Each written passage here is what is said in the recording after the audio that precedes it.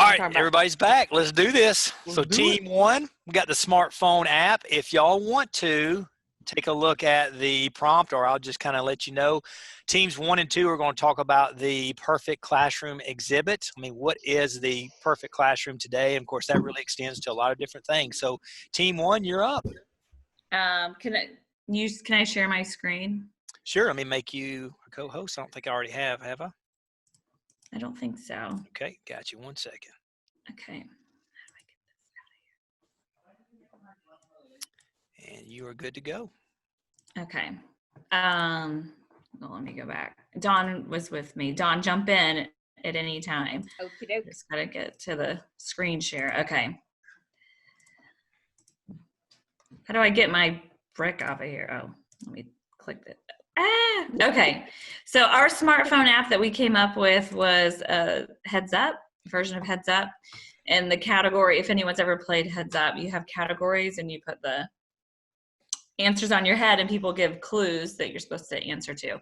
So our category in the Heads Up app would be the perfect classroom, and the answers that would go across someone's forehead would be collaborative groups, respect, differentiation, varied technology, engaging, and then we included stations, and then I added varied seating options based on activities and what students are doing.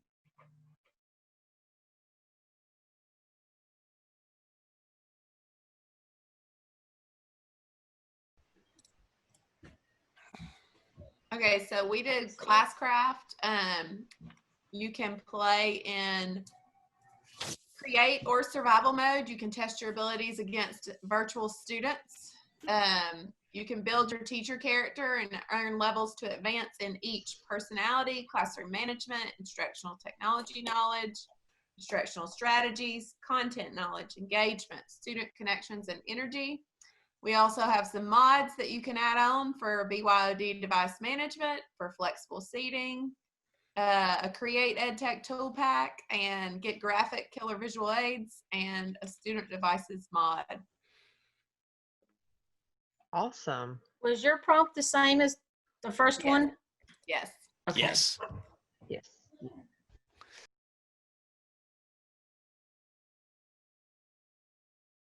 Rolling right along. First 2 teams, great job. Now let's remember that teams 3 and 8, they're thinking back to the recent 9 or 10 weeks of school from home. And here's the question. Overall, would you say these 9 weeks were a success or a failure? Explain your answer thoroughly. Team 8 is going to say that it was a success, and team 3 is going to try to prove that it was a total failure. I am curious as to what you think, y'all. But team 8 has to go first. And long story short, team 8 won the roll of the die. They got to choose which way they wanted to go, success or failure. So the other team gets to decide if they go first or second. Team 3 decided to go second. Team 8, will you raise your hands, please? There we go. So you all will have 1 minute. And this is exactly how we do it in the classroom. You can go back and watch the video. So in the classroom, I just kind of make a noise and let you know when it's about 10 seconds. So when you hear that noise, you start to wind it down. You don't have to quit, but you got about 10 or 15 more seconds. If you go too long, we'll just say, hey, that's it.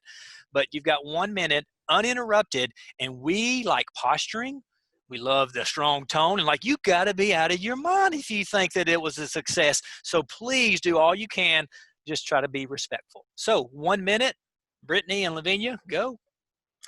Well, Brittany and I believe that school from home was a success this year. We talked about several different components of that, but we believe that as a community, Hall County, for our students, we pulled together.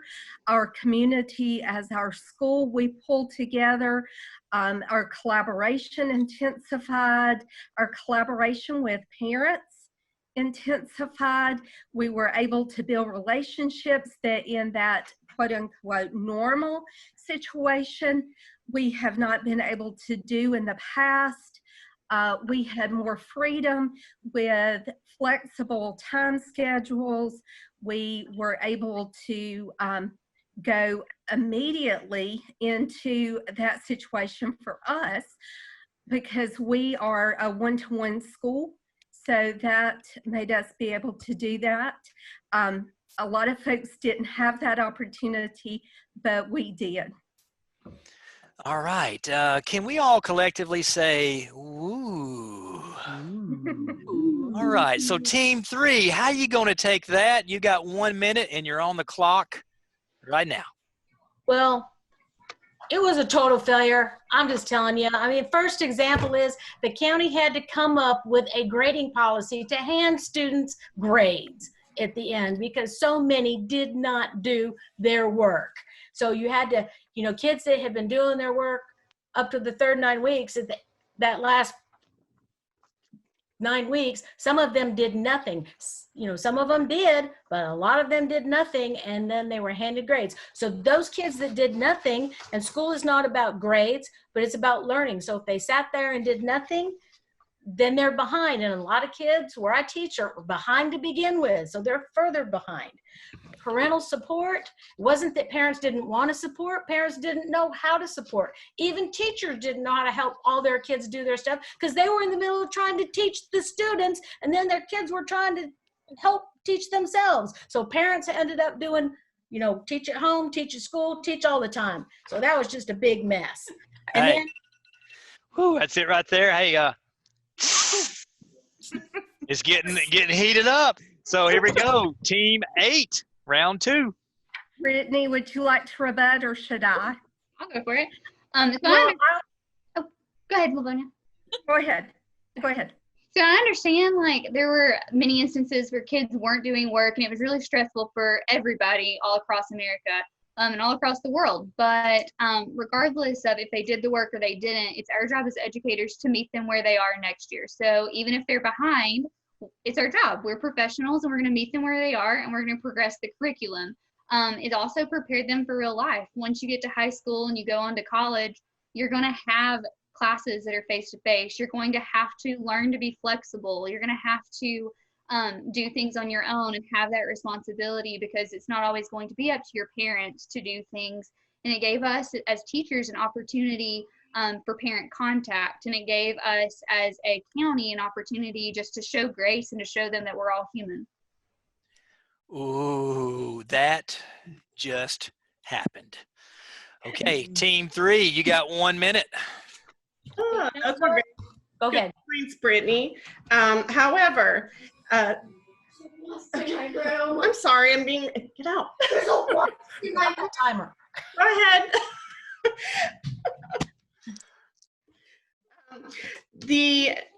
The quality of work from the students that did do work was a lot of just kids trying to get their work done. So those who did submit work, it wasn't the best work. So we're not sure how much learning actually occurred.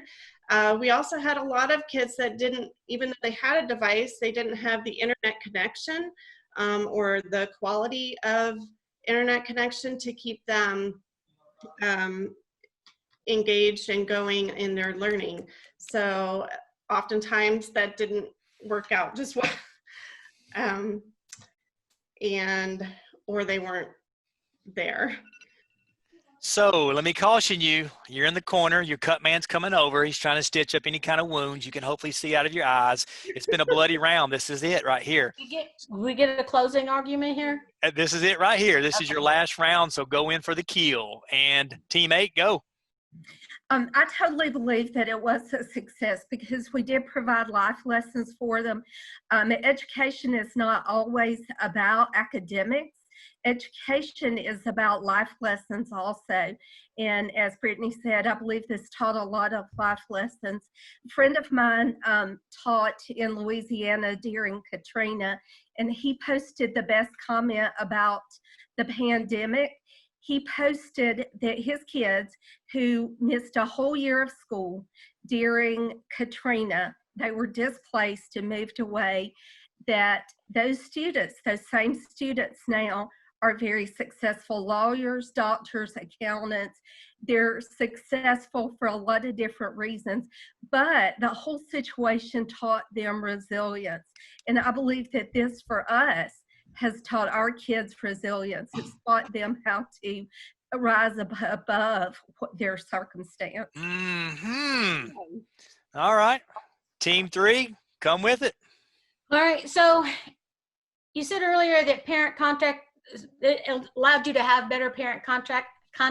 I don't know why you wouldn't have that parent contact during the regular school year. You can still make those phone calls. You can still contact them and help those parents. And if school from home was so successful, most of the surveys are showing that about 3/4 of their parents want the children back in the brick and mortar buildings. So, you know, I'm not sure why if it's so successful, why they wouldn't want to just keep them home. And yes, school is more about academics, and that's one of the reasons they need to be in school. Teachers often notice kids that are abused, and they come for social and they come for emotional support.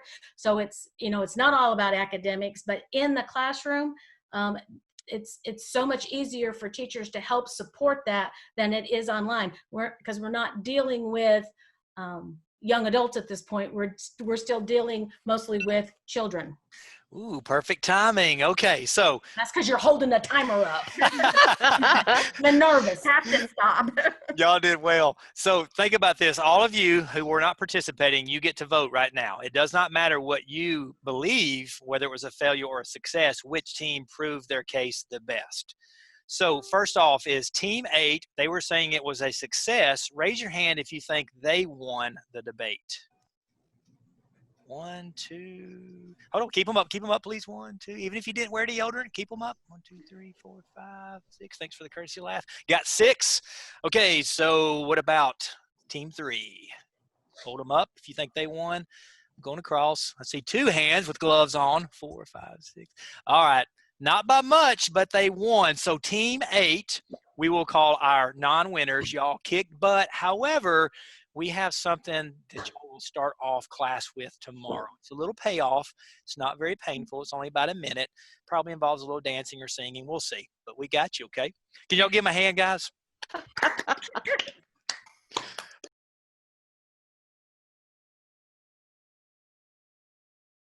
All right, Kasey, you got Team 4? Oh, yep. Oh. All right, guys. We ready for our song? Bill, I've been seeing. Ready Dan, as we can practicing. be. Awesome. Let's go. Okay, so we're switching topics. The next 4 that you're going to hear from, considering the latest bring your own device research about all things screen and education, what thoughts do you hold about the classroom management of these devices during school hours? So we wrote our song to Benny and the Jets by one Elton John. Oh. I know, we figured we would go with something people know. Hold on, you got to look at Dan with his guitar out. This is awesome. He's ready. Listen, we figured out how to tag team back and forth so you don't get the Zoom delay. So, Wow. hey kids, phones keep us together. Twitter, TikTok, Insta, it doesn't matter whether. We can keep tabs on each other tonight. Google has the answers, but you must think for yourself, can't plagiarize. Say, kids, have you cheated yet? Oh, don't you think you're smart? Copying is wrong. Oh, your phone is really wonderful. Oh, Apple is a great thing. There's apps for everything. And cameras too. You know you gotta learn to think. We want you present here too. That was good. Wow. That takes it to another level. Glad y'all figured that out too. That was almost perfect on my end. Was that good on your end too, everybody? Mm-hmm. It was real good. Very good.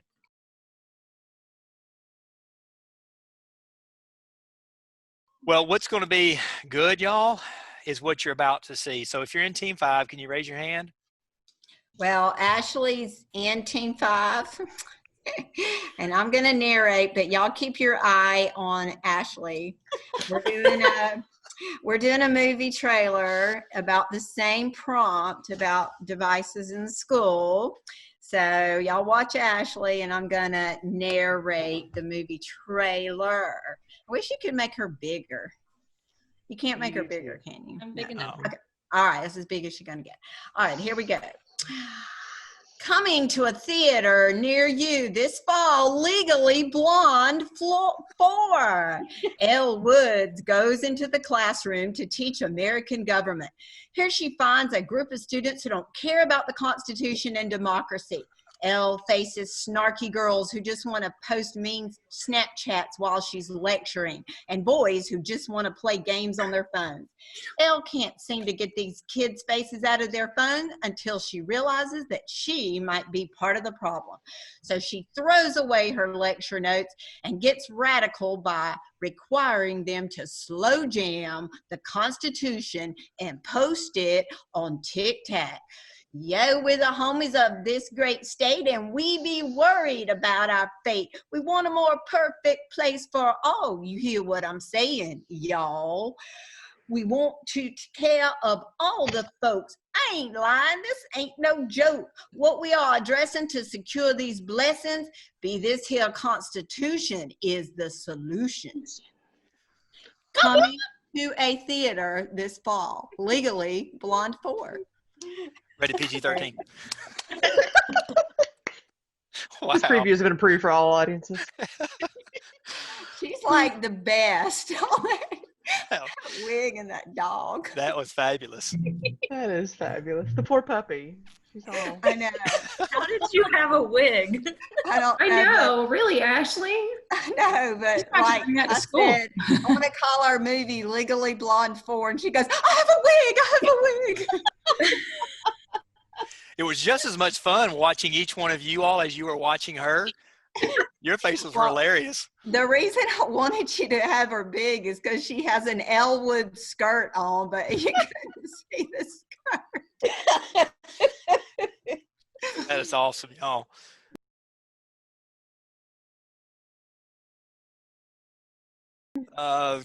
Team 6. Oh, man. Yeah. We're acting, right? Is it the same prompt? Y'all ready? Okay. All right. All right. Welcome to class. Welcome to 8th grade science. We're going to talk about some policies that we have that are school-wide. And so one of them, which I'm sure you'll be a big fan of, is that we all put our phones into the phone caddy when we come in the classroom. And that's just something that we do that's a administrative policy from the administration. That was not my decision, but that's where our phones have to go. Yes, ma'am. Well, what if I have to call my parents? Well, if you have to call your parents, if there's an emergency, I'd be happy to have a conversation with you in private. And if I think that it is worth our class time together, then of course you'll be allowed to call. Well, can I use it when we play Kahoot? No, ma'am. We have plenty of Chromebooks. Chromebooks are readily available, and sometimes we even get to team up with our best friend and play on the same Chromebook as a team.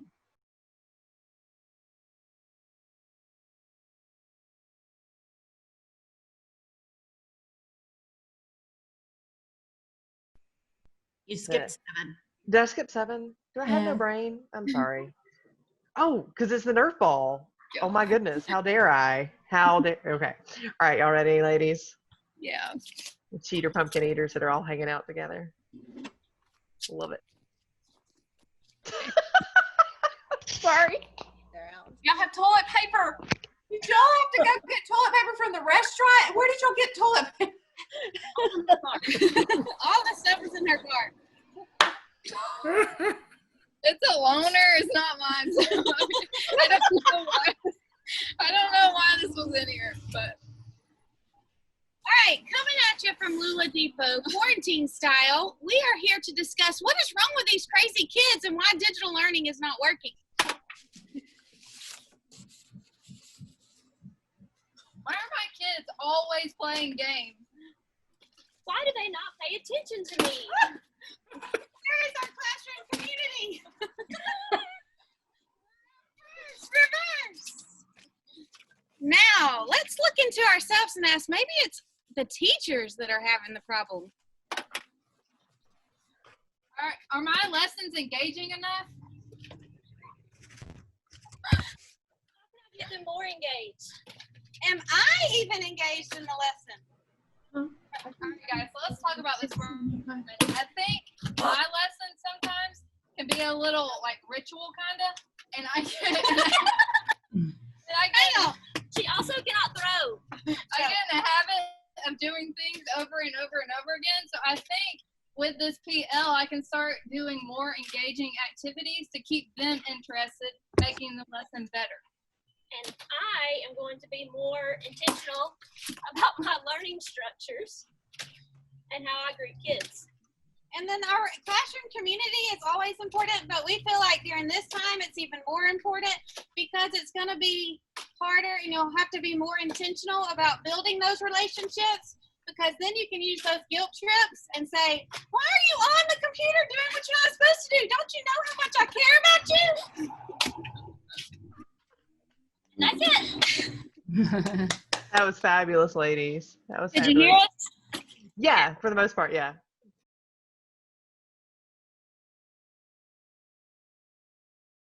All right, 8 we've done, 9 we're ready for a handshake. And I didn't skip anybody this time, right? We think so. We're gonna break all social distancing rules to do this handshake. Yes, yes. Through the, yes, please. Go for it, ladies.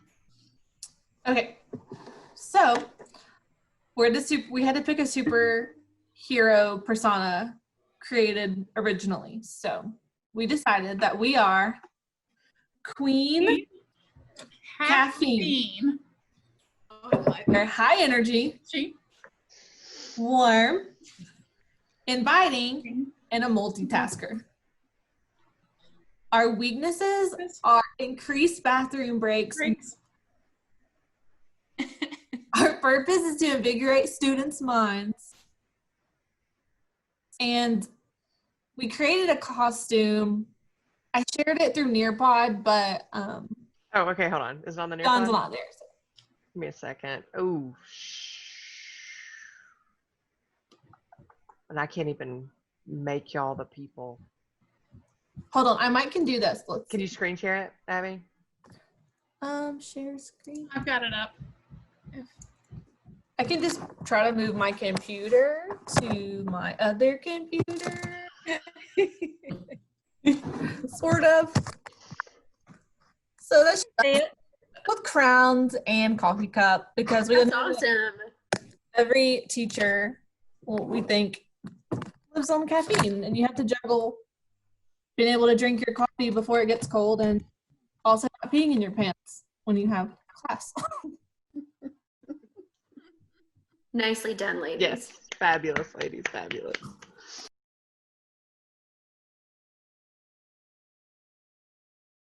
That's awesome. All right. Roll call. Oh, I'm so ready. So we're ready for roll call? We kind of have our 3 heroes in one based on the different subjects that we're involved with. So there he is. I have a mathematician going on, and she's reading and he's science. So awesome. Okay. All right, so I'm going first. Yeah, okay. I'm literacy lady. I critique and analyze. I don't do rote, so read a book. Dun, dun, dun, dun, dun, dun, dun, dun, dun. Teacher Yoda, I am. The force in physics, our lesson today is dark energy, someday advanced topic. Engage, we will. So learn, start, you must. I'm a mathematician woman. I solve and create. I don't do worksheets, so let's collaborate. We love our students. We worry and debate. We don't like quitters, so let's engage and celebrate. That's it.